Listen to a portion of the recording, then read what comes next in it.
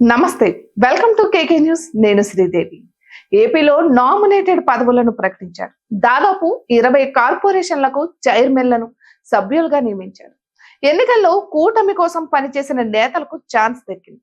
2 కార్పొరేషన్లను జనసేనకు కేటాయించారు. ఒక్క కార్పొరేషన్ అధ్యక్ష పదవి బీజేపీకి ఇచ్చారు. అంతవరకు ఓకే, కానీ టీడీపీ వాయిస్ వినిపించిన చాలా మంది సీనియర్లకు చోటు దక్కలేదు. దీంతో వారిలో ఒక రకమైన అసంతృప్తి రగులుతోంది. మరోవైపు కొందరు మాజీ మంత్రులు, ఎమ్మెల్యేలకు కార్పొరేషన్ డైరెక్టర్ పదవులు ఇచ్చారు. కానీ వారికంటే జూనియర్లుగా ఉన్న వారికి అధ్యక్ష పదవులు కట్టబెట్టారు. దీంతో తాము వారి కింద పని చేయాలా అంటూ ఎక్కువ మంది పదవులు తీసుకునేందుకు విముఖత చూపుతున్నారు.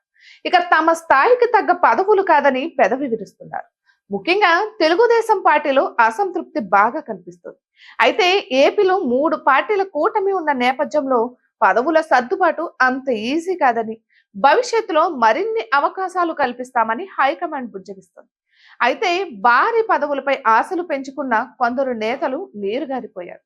పదవులు స్వీకరించేందుకు ముందుకు రావడం లేదు. ఎన్నికల్లో దేవినేని ఉమా టికెట్ త్యాగం చేశారు. వైసీపీ నుంచి టీడీపీలోకి చేరిన వసంత కృష్ణ ప్రసాద్ కోసం పక్కకు తప్పుకున్నారు ఉమా.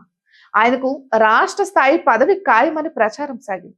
ముఖ్యంగా ఆర్టీసీ కార్పొరేషన్ చైర్మన్ పదవి ఇస్తారని టాక్ నడిచింది. కానీ ఆయన పేరును ప్రకటించలేదు.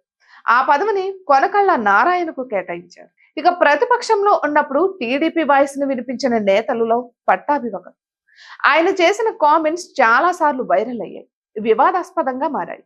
ఎన్నికల్లో ఆయన టికెట్ ఆశించారు, కానీ దక్కలేదు. నామినేటెడ్ పోస్ట్ కేటాయిస్తారని ప్రచారం సాగింది.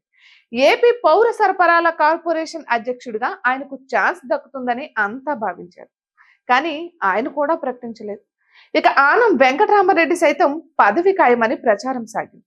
పార్టీ వాయిస్ ను వినిపించడంలో వెంకటరామరెడ్డిది వినూత్న శైలి. ఆయన కామెడీగా చెప్పిన మాటలు వైరల్ అవుతాయి. ఎన్నికల్లో టికెట్ ఆశించారు, దక్కకపోయేసరికి నామినేటెడ్ పదవిపై ఆశలు పెట్టుకున్నారు. కానీ ఆయనకు ప్రకటించలేదు. ఇక జీబీ రెడ్డి సైతం పార్టీ వాయిస్ ను బలంగా వినిపించారు. టీడీపీ కష్టకాలంలో ఉండగా పార్టీలో జాయిన్ అయ్యారు. ఒక రకంగా చెప్పాలంటే ఇతర పార్టీల నుంచి నేతలు చేరికకు కారణమయ్యారు. ఎన్నికల్లో టికెట్ ఆశించారు, దక్కకపోయేసరికి నామినేటెడ్ పదవిపై ఆశలు పెట్టుకున్నారు. అయినా సరే ఈ జాబితాలో ఆయనకు చోటు దక్కలేదు. ఇక ప్రస్తుతం 20% నామినేటెడ్ పోస్టులను మాత్రమే సీఎం చంద్రబాబు ప్రకటించారు.